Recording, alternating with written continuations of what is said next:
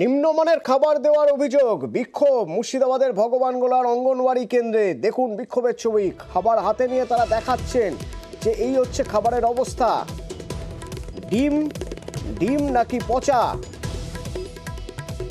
স্বাস্থ্যকর পুষ্টিকর খাবার দেওয়ার কথা। অঙ্গনওয়াড়ি কেন্দ্রে কি খাবার দেওয়া হচ্ছে, কি অভিযোগ করছেন অভিভাবকরা?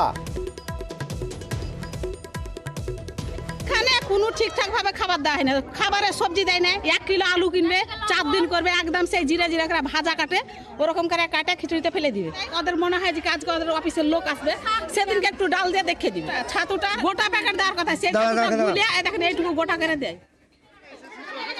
প্রতিনিধি প্রণব রয়েছেন আমার সঙ্গে সরাসরি। প্রণব, নিম্নমানের খাবার দেওয়ার অভিযোগ করছেন বাসিন্দারা, অভিভাবকরা, কিন্তু এই নিম্নমানের খাবার কেন?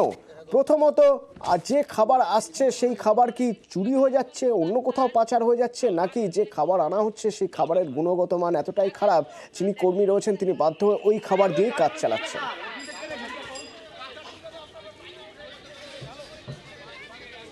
দেখো, ভগবানগোলার যে কুঠিরামপুর অঞ্চলে গোবরা গ্রামের যে অঙ্গনওয়াড়ি সেন্টার রয়েছে সেই সেন্টারের বিরুদ্ধে অভিযোগে কিন্তু তুলে আজকে বিক্ষোভ দেখান অভিভাবকরা যারা রয়েছেন, তারা কিন্তু বিক্ষোভ দেখাতে শুরু করেন এবং তাদের অভিযোগ যে খাবারটা দেওয়া হয় সেটা কিন্তু খুব নিম্নমানের এবং যে খিচুড়ি যেটা তৈরি করা হয় সেটাতে কোনো রকমভাবে পুষ্টিকর যে সমস্ত খাবার দেওয়ার কথা, শাকসবজি, সেগুলো দেওয়া হয় না।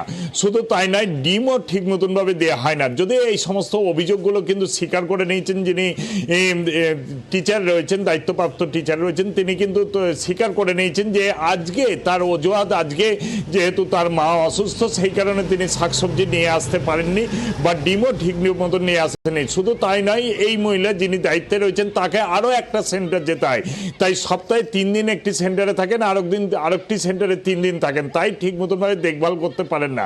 এবং গ্রামবাসীদের অভিযোগ যে সমস্ত গর্ভবতী মায়েরা আসে এই সেন্টারে তাদেরকেও খাবার ঠিক মতন দেওয়া হয় না এবং তারাই এই অভিযোগ তুলেই কিন্তু বিক্ষোভ দেখাতে শুরু করে। যদি ভগবানগোলা ব্লকের যিনি বিডিও রয়েছেন তিনি অভিযোগ পাওয়ার পর বলেছেন যে বিষয়টি দেখবেন এবং যদি সত্যিকারে দোষী সাব্যস্ত হয় তাহলে তার বিরুদ্ধে ব্যবস্থা নেওয়া হবে, আর এই ধরনের খাবার যাতে আর না দেওয়া হয় সেটাও কিন্তু তিনি দেখবেন বলে কিন্তু জানিয়েছেন।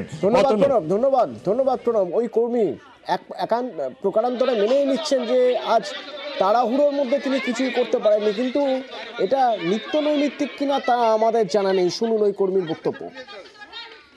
3 দিন ভাত, 3 দিন গোটা, 3 দিন গোটা ডিম দিই, 8খানা করে 3 দিন দিই, ছাতু দিই 3 দিন গ্রাম। আজকে আমার ছাতু আনতে ভুলে গেছি, আমরা সেন্টার চালাই তো, আমরাও চেষ্টা করি, আমি খুব তাড়াতাড়ি বেরিয়ে গেছি, অভিযোগ না।